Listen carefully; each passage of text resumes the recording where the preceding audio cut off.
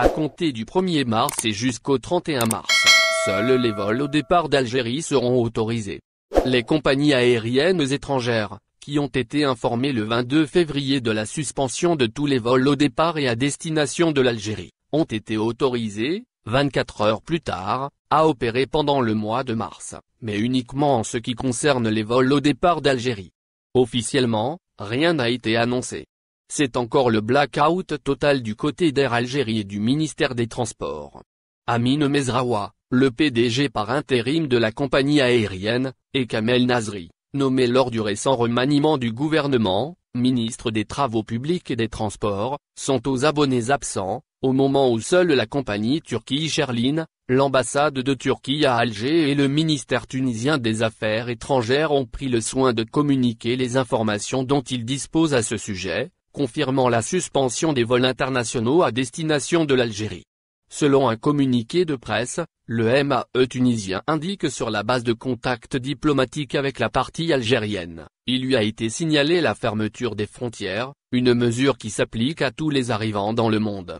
Air Algérie, qui devrait assurer 15 vols de rapatriement d'ici le 28 février ne pourrait donc plus poursuivre son programme durant le mois de mars, suite à cette mesure radicale, motivée par la propagation des nouveaux variants du coronavirus en Europe et notamment en France où réside la plus grande communauté d'Algériens à l'étranger. En conséquence, les 3 vols quotidiens entre Paris et Alger, assurés par la compagnie aérienne nationale seront suspendus à partir du 1er mars, alors que les compagnies aériennes étrangères, autorisées à opérer au départ de l'Algérie uniquement, seront contraintes d'envoyer leurs avions vides depuis les différents pays de provenance, selon TSA, citant une source au sein d'une compagnie étrangère opérant en Algérie. Les compagnies françaises, qui avaient prévu de multiplier leurs vols au départ d'Alger, de Béjaïa et d'Annaba, tout au long du mois de mars, à l'image d'Air France, qui a ajouté une dizaine de vols à son programme initial, vont certainement saisir cette occasion,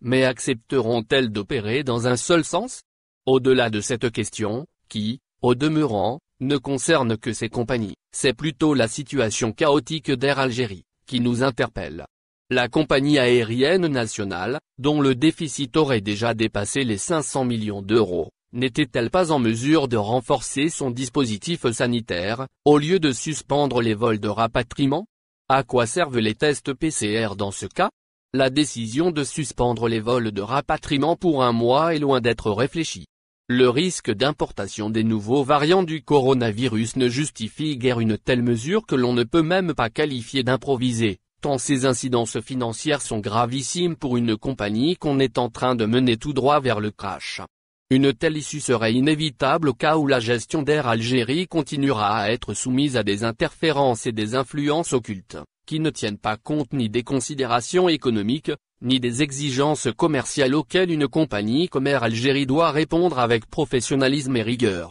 Merci de vous abonner à la chaîne et n'oubliez pas d'aimer la vidéo et cliquer sur la cloche pour recevoir toutes les nouvelles.